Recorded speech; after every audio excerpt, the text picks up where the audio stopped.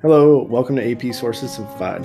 Today we are continuing on with our special series for the AP Test Review. We are looking at the continuities and changes over time of the American economy from 1800 to 1848. This coincides with period 4 of APUSH, and a huge focus of that time period were the changes to the American economy. We're going to devote more time to the changes, but let's first take a look at what stayed the same.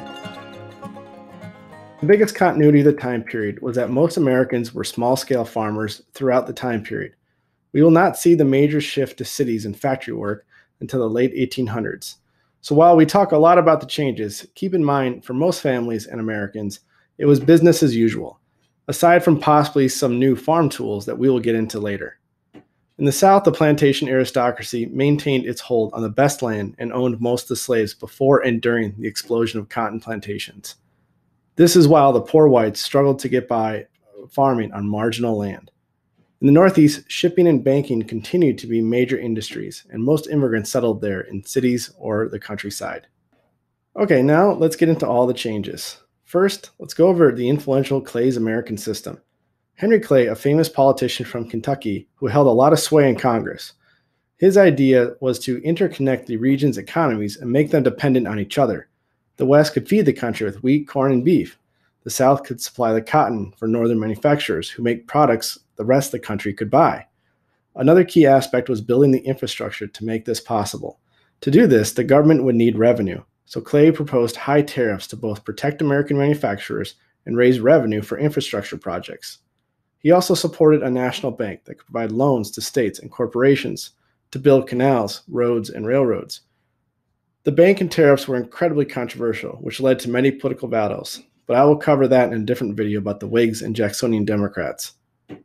Canals and steamships decreased travel times between connected cities, the most famous example being the Erie Canal. This era also saw the development of railroads and the telegraph. While extremely costly, railroads offered the most promise when it came to mass transport of people and goods. Telegraph lines were built alongside railroads and across major cities, and there were plans for laying them across oceans to interconnect continents, which would happen in the next time period. Telegraph allowed for instant communication and was key to business. Now let's look at the development of the cotton and slave economy of the South. The cotton gin was invented by Eli Whitney in 1793. It made cotton profitable as the machine could efficiently separate the seed from the boil. The Deep South had a good climate and soil for cotton fields. What was needed were hands to pick the cotton, which leads us to the interconnected topic of slavery. Before the cotton gin, there were theories that slavery would die out on its own, as it was not seen as profitable or humane. Many northern states abolished it in the late 1700s. However, the cotton gin changed the direction of slavery from decline to growth. In 1800, there were about 1 million slaves, and by 1860, there were 4 million.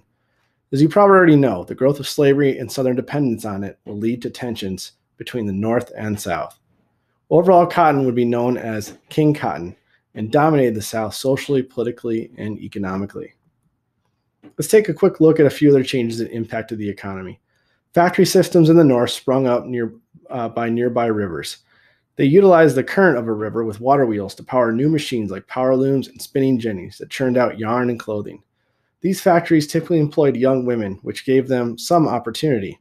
The Lowell factory system is the most famous.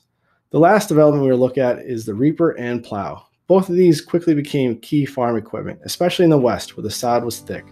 These tools help farmers produce greater crop yields per acre. Okay, thanks for watching this AP review video. I hope it was helpful. Subscribe to the channel for more breakdowns of key primary sources and review videos.